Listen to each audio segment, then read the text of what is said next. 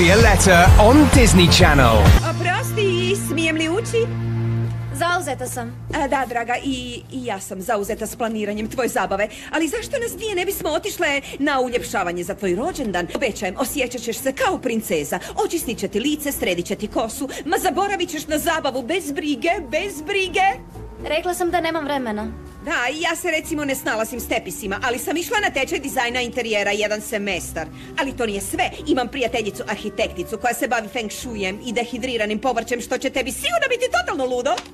I još nešto, što ćeš ti obući? Zašto ne bi recimo isprobala nekoliko haljina, znaš, da vidimo koji ti od stilova najviše paše? Slušaj, Jade, nemoj se ljutiti, ali ne želim nikakvu zabavu. Ali ljubavi, hajde! Tvoj je rođendan! Tvoj je rođendan! Bez obzira što si s mojim tatom, nisi mi mama i nemoj se truditi.